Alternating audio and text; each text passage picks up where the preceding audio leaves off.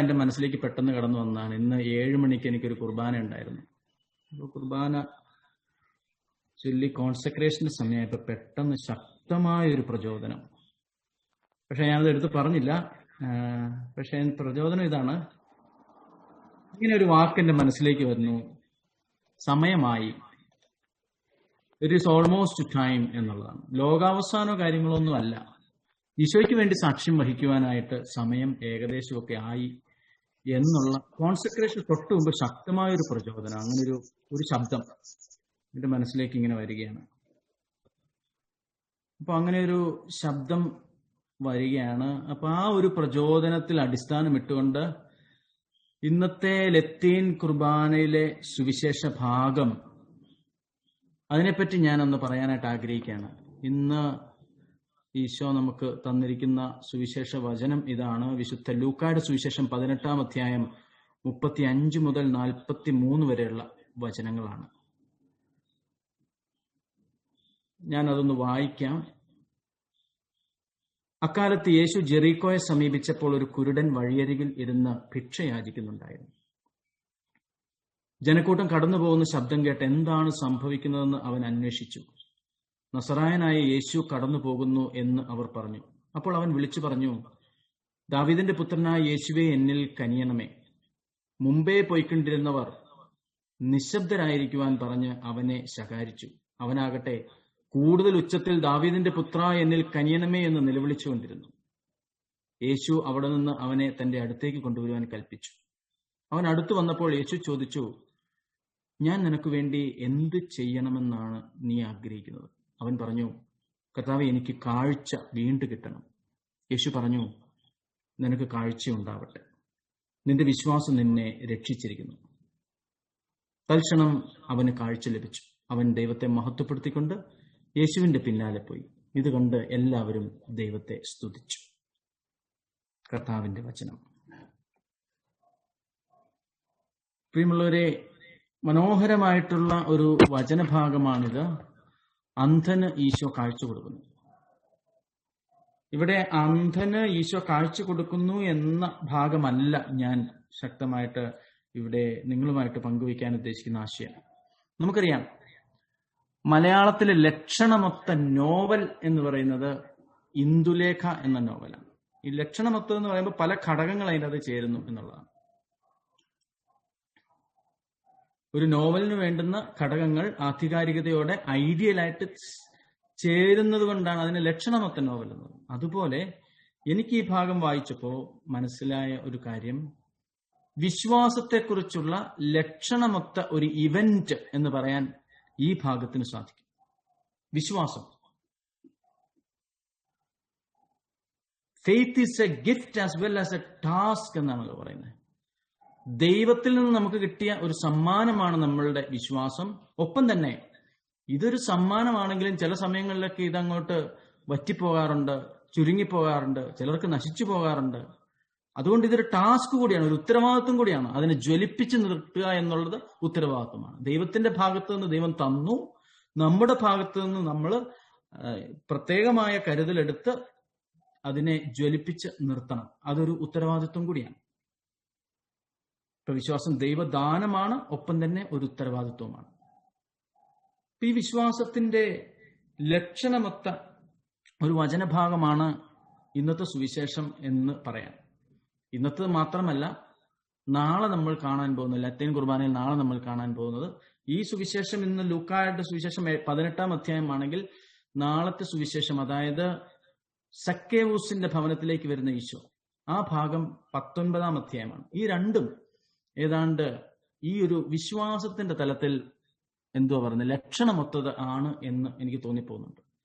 അത് പറയാൻ കാരണം ഇതാണ്. വിശ്വാസത്തിന് 3 ഘടകങ്ങളാണ് ഞാനിവിടെ പറയാനും അത് നമ്മൾ വിചിന്തനം ചെയ്യാനായിട്ട് ഉദ്ദേശിക്കുക. Confession, commitment and confidence. ഈ 3 ഘടകങ്ങൾ അതെന്താണ്, എങ്ങനെയാണ് എന്നുള്ളത് നമുക്കൊന്ന് ചിന്തിക്കാം. വിശ്വാസത്തിന് 3 ഘടകങ്ങളാണ്. ഞാൻ വളരെ ചുരുക്കിയാണ് പറയുക. Confession, commitment and confidence.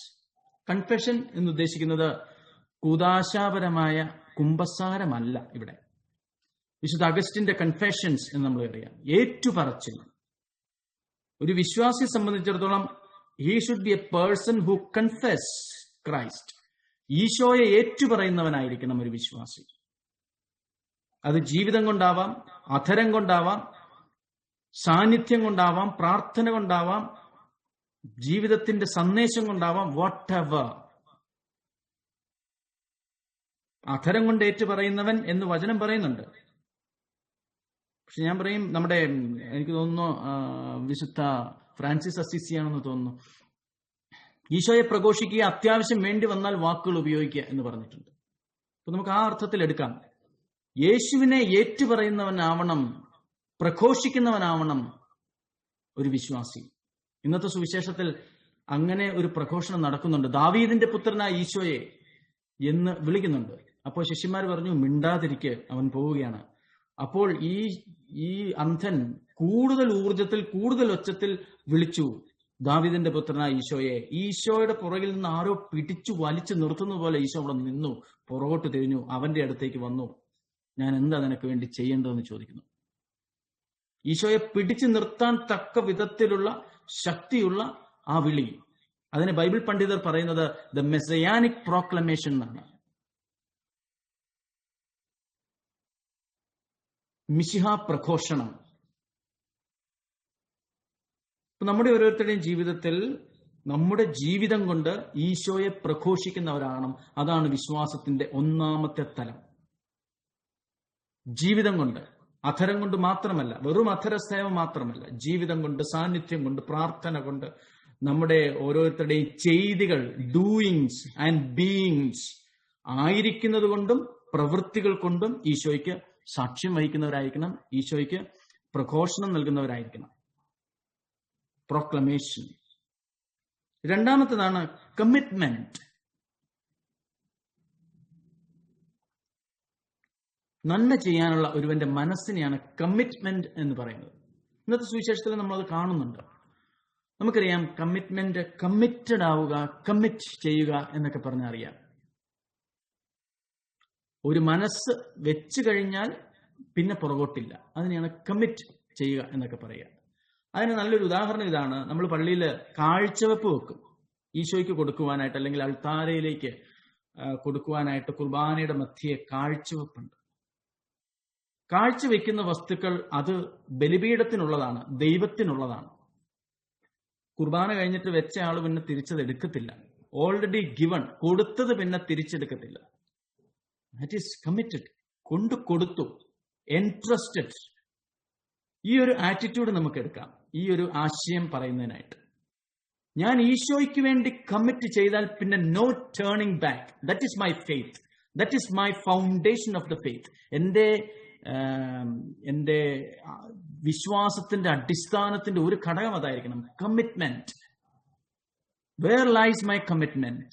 ഞാൻ പ്രാർത്ഥനയ്ക്കൊക്കെ വരുന്നുണ്ട്, ബൈബിൾ വായിക്കുന്നുണ്ട്, നല്ലതായിട്ട് ജീവിക്കുന്നുണ്ട്. But where lies my basic commitment? എനിക്ക് നിങ്ങളുടെ പ്രായമുള്ള ഒത്തിരി കുഞ്ഞുങ്ങളെ അറിയാം.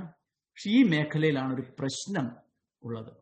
ഒത്തിരി പ്രാർത്ഥനാ കൂട്ടായ്മകൾക്ക് വരുന്നുണ്ട്, ഒത്തിരി പ്രാർത്ഥിക്കുന്നുണ്ട്, നല്ല കുഞ്ഞുങ്ങളാണ്. പക്ഷെ ഒരു കുഞ്ഞ് ക്രൈസിസ് വരുമ്പോൾ അവർ വീണു പോകുന്നു.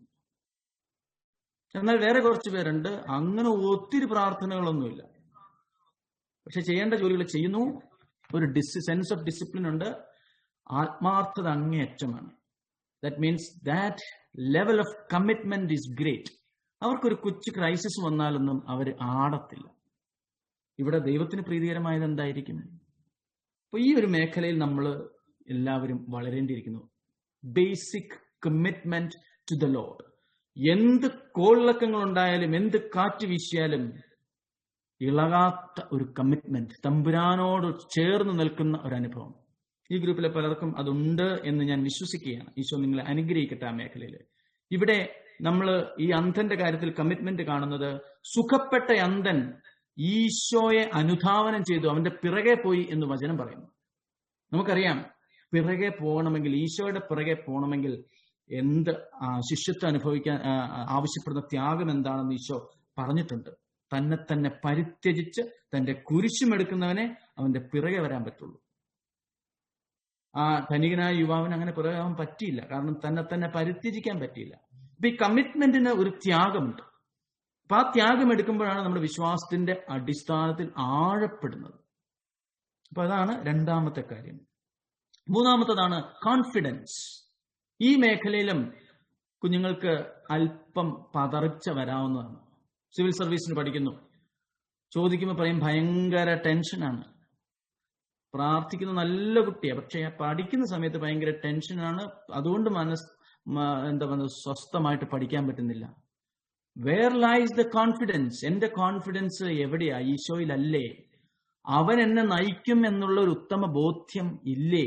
This is A question. എന്തൊക്കെ തീച്ചൂളയിലാണ് ഞാൻ നടക്കുന്നതെങ്കിലും അവൻ കൂടെയുണ്ട്. അവന്റെ ചെങ്കോല്, അവന്റെ ദണ്ട് എനിക്ക് സഹായമല്ലേ? ചില സമയങ്ങളിൽ നമ്മൾ തളർന്നു പോവുകയാണ്. ജീവിതത്തിന്റെ ഏകാന്ത നിമിഷങ്ങളിൽ ഒറ്റപ്പെടുമ്പോൾ നമ്മുടെ വിശ്വാസം ചോദ്യം ചെയ്യപ്പെടുകയാണ്. ഇവിടെ ഫാദർ സ്റ്റാൻ സ്വാമിയെ ഓർക്കുകയാണ്. അച്ഛന്റെ, നിങ്ങൾ പലരും വായിച്ചിട്ടുണ്ടാവും, അച്ഛൻ ഇപ്പോ തലോജ ജയിലില് മുംബൈയിലാണ്.